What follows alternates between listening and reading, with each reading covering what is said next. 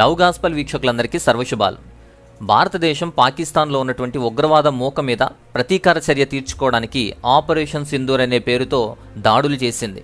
అవి పాకిస్తాన్ మీద చేసిన దాడులు కాదు, పాకిస్తాన్ పౌరుల మీద చేసిన దాడులు కాదు, పాకిస్తాన్ ఆర్మీ మీద సైన్యం మీద చేసిన దాడులు కాదు. కేవలం ఉగ్రవాద చర్యలకు పాల్పడుతున్న ఆ ఉగ్రవాద సంస్థల యొక్క ఆస్తుల మీద, వారి యొక్క స్థావరాల మీద మాత్రమే భారత్ దాడి చేసింది. ఏప్రిల్ 22న జరిగిన పహల్గామ్ ఉగ్రవాద దాడికి ప్రతిస్పందనగా, దానికి కౌంటర్గా ఈ ఆపరేషన్ సింధూర్ అనేది స్టార్ట్ చేశారు.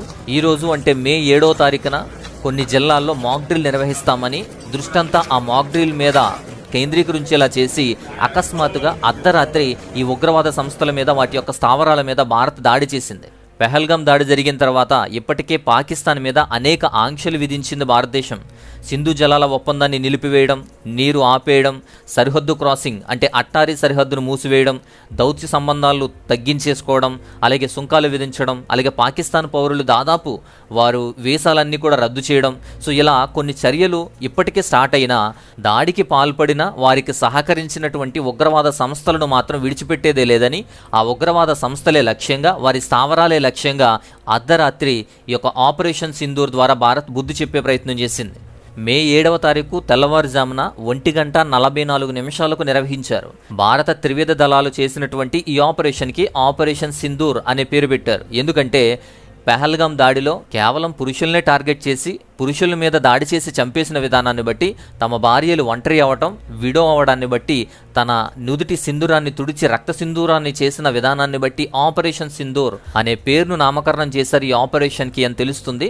ఇంకేదైనా దీని వెనకాల మంచి రీజన్ ఉంటే ముందు ముందు మనకు తెలుస్తుంది. అర్ధరాత్రి జరిగినటువంటి ఈ దాడులన్నీ కూడా భారత భూభాగం నుంచే, భారతదేశంలో నుండే జరిగాయి. కనీసం అంతర్జాతీయ సరిహద్దులు కానీ, నియంత్రణ రేఖను కానీ దాటకుండానే ఎక్కడి నుంచే వాటి టార్గెట్ని ఫిక్స్ చేశారు. ఇది కేవలం ఒక రివెంజ్ ట్రీట్మెంట్ మాత్రమే, ఒక రివెంజ్ ఆపరేషన్ మాత్రమే. అది కూడా ఉగ్రవాద దాడుల యొక్క స్థావరాల మీద. ఉగ్రవాదులను కూడా ఇంకా చంపలేదు. సో ఇదేమి సర్జికల్ స్ట్రైక్ కాదు, యుద్ధం అంతకన్నా కాదు. వాటి లక్ష్యాలను కూడా చాలా జాగ్రత్తగా ఎన్నుకున్నారు. పాకిస్తాన్ మీద, పాకిస్తాన్ ఆర్మీ మీద, పాకిస్తాన్ సివిలియన్స్ మీద మాత్రం ఎక్కడ దాడి జరగలేదు. ఈ అటాక్ జరిగిన తర్వాత యునైటెడ్ నేషన్స్, ఐక్యరాజ్య సమితి సంచలన ప్రకటన చేసింది. ఆంటోనియో గుటెరస్ చెప్పిన దాని ప్రకారం ఆయన ఆందోళన వ్యక్తం చేస్తూ రెండు దేశాల మధ్య శాంతిని నెలకొల్పాలని చెప్తున్నాడు. ఇది యుద్ధానికి ఏ విధంగా దారితీస్తుందో, ఎలాంటి పరిణామాలు చూడాల్సి వస్తుందో, వెంటనే శాంతిని అక్కడ అమలు చేయాలి అని చెప్పి ఆయన ప్రకటనలు చేస్తున్నాడు.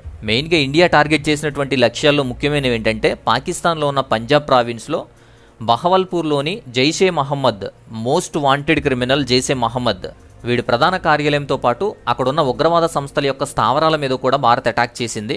అలాగే రెండోది లష్కరే తోయబా, ఎల్ఈటి అనేటువంటి ఉగ్రవాద సంస్థ యొక్క ప్రధాన కార్యాలయాన్ని కూడా, వాటి మీద కూడా అటాక్ చేసింది. అలాగే మూడోది పీఓకేలో, పాకిస్తాన్ ఆక్రమిత కాశ్మీర్లో కోట్లీ మరియు ముజఫరాబాద్ అనేటువంటి ప్రదేశాల్లో కూడా ఇండియా అటాక్ చేసింది.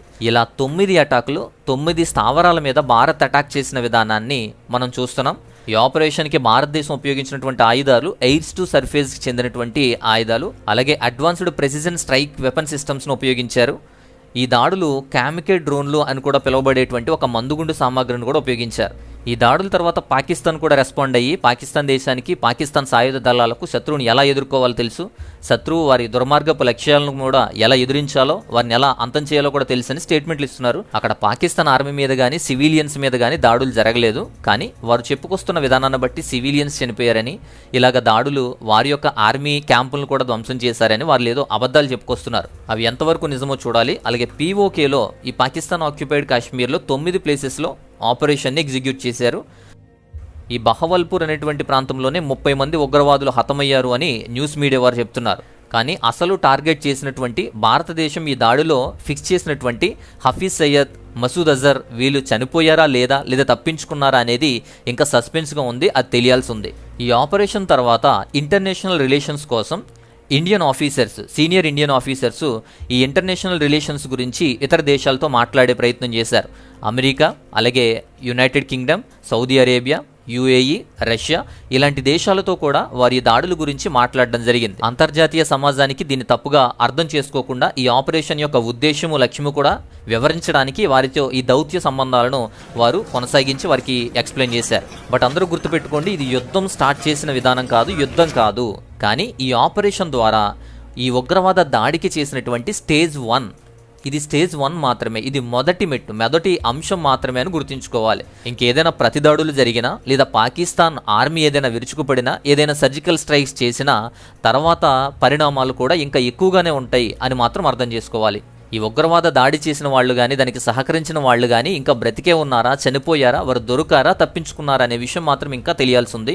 దీంట్లో కీలకంగా వ్యవహరించినటువంటి NTRO, national technology research organisation, జాతీయ సాంకేతిక పరిశోధనా సంస్థ అని ఈ ఉగ్రవాదుల యొక్క జాడను పాకిస్తాన్ ఆక్రమిత కాశ్మీర్లో దాక్కున్నటువంటి ఉగ్రవాదుల ఈ స్థావరాలను కూడా చాలా ఖచ్చితమైనటువంటి విధానంతో ఈ NTRO చాలా ఖచ్చితమైన సమాచారాన్ని ఇచ్చింది. అడ్వాన్స్డ్ టెక్నాలజీ ఉపయోగించడం వల్ల వారిని ట్రాక్ చేయడంలో మంచి పాత్ర పోషించింది. దీన్ని బట్టి పాకిస్తాన్ కూడా ఇది ఉగ్రవాద చర్యగా మాత్రమే చూస్తే బాగుండేది, కానీ ఇంకా రెచ్చిపోయే ప్రయత్నాలు చేస్తున్నారు. యాక్చువల్గా ఈ పెహల్గాంలో జరిగినటువంటి దాడిని నిరసిస్తూ అది ఉగ్రవాద దాడి, మాకు సంబంధం లేదు, వాటిని కఠినంగా శిక్షించాలి, వాటికి మాకు సంబంధం లేదు, ఇలాంటివి జరగకూడదని శాంతిని కోరుకోవాల్సింది పోయి అప్పుడు కూడా రెచ్చగొట్టే ప్రయత్నాలే చేశారు. కాబట్టి భారతదేశానికి పాకిస్తాన్ ఇప్పుడు యుద్ధ వాతావరణాన్ని నెలకొల్పేటువంటి ఒక యాంటీ అయిపోయింది, ఒక శత్రువు అయిపోయింది. రెచ్చగొట్టే ప్రసంగాలు, రెచ్చగొట్టేటువంటి ప్రాబ్లం క్రియేట్ చేసేటువంటి మాటల ద్వారానే ఈ ఉద్రేకాలు ఇంకా పెరుగుతున్నాయి. అది పాకిస్తాన్కి కూడా మంచిది కాదని అక్కడ వారే కూడా విమర్శిస్తున్నారు. అక్కడ సైన్యాలు కూడా రాజీనామా చేస్తున్న విషయాలు మనం చూస్తున్నాం. ఒక్క ముదుర్కే అనే ప్రాంతంలోనే 30 మందికి పైగా ఉగ్రవాదులు హతమయ్యారు. అలాగే పాకిస్తాన్ ఆక్యుపైడెడ్ కాశ్మీర్లో 9 స్థావరాలు, ఇలా కొన్ని ఉగ్రవాద స్థావరాల మీద జరిగిన దాడి ఇది. ఈ ఆపరేషన్లో భాగంగా 30 మంది ఉగ్రవాదులు చనిపోయారని చెప్పి మొదట ప్రైమరీ ఇన్ఫర్మేషన్ వచ్చింది. ఈ ఆపరేషన్ సింధూర్ వల్ల జరిగిన స్ట్రైక్స్లో దాదాపు 100 మందికి పైగా ఉగ్రవాదులు హతమయ్యారు అని చెప్పి కొన్ని మీడియాలో మనం చూస్తున్నాం. 100 మందికి పైగా ఉగ్రవాదులు హతమయ్యారు. బట్ ఈ ఆపరేషన్ ద్వారా 13 మంది టెర్రరిస్టులు మాత్రమే మృతి చెందారు అని చెప్పి ఇండియన్ ఆర్మీ ప్రకటించింది. సో ఇండియన్ ఆర్మీ ప్రకారం ఎక్స్లో పోస్ట్ చేసిన దాన్ని బట్టి 13 మంది చనిపోయినట్లు వెల్లడవుతుంది. ఆ 9 టార్గెట్స్, 9 లక్ష్యాలు, ప్లేసెస్ కూడా స్క్రీన్ మీద చూపిస్తున్నాను. సో ఈ స్థావరాలనే లక్ష్యంగా చేసుకుని భారత్ ఈ ఆపరేషన్ అమలు చేసింది. ఇక ఈ ఆపరేషన్ సమర్థవంతంగా జరిగింది కాబట్టి దీని తర్వాత శత్రువులు కూడా దాడి చేసే అవకాశం ఉంది, ఉగ్రవాదులు దాడి చేసే అవకాశం ఉంది, పాకిస్తాన్ వాళ్ళు కూడా దాడి చేసే అవకాశం ఉంది. కాబట్టి 244 జిల్లాల్లో ఒక ప్రణాళిక చేయబడినటువంటి ఒక భద్రతా వ్యవస్థను, ఒక మాక్ డ్రిల్ని ఈరోజు అంటే మే 7వ తారీఖున చేయడానికి ప్రయత్నాలు చేస్తున్నారు. ఒకవేళ ఏదైనా యుద్ధం జరిగినా, ఏదైనా ప్రమాదకర స్థితిలో వాళ్ళు అటాక్ చేసినా కూడా భారతదేశానికి ఆర్థికంగాను అలాగే సివిలియన్స్కి కూడా ప్రమాదం జరిగేటువంటి అవకాశం ఎక్కువ ఉంది. సో ఖచ్చితంగా దీని గురించి మీరు జాగ్రత్తగా అప్రమత్తంగా ఉండండి. అలాగే ప్రార్థన చేయండి, వీటి పరిస్థితుల గురించి ప్రార్థన చేయండి. అలాగే భారతదేశానికి ఎప్పుడూ కూడా ఇలాంటి క్లిష్టమైన పరిస్థితుల్లో సపోర్ట్గా మాత్రం ఉండండి. ప్రజలు ఎలా అప్రమత్తంగా ఉండాలి, ఎలాంటి చర్యలు చూసుకోవాలి, అలాగే కుటుంబాన్ని ఎలా సేవ్ చేసుకోవాలి, ఒకవేళ దాడులు జరిగినప్పుడు ఎలాంటి సహాయాలు చేయాలి అనేటువంటి విషయాలన్నీ ఈ మాక్ డ్రిల్ ద్వారా తెలుస్తాయి.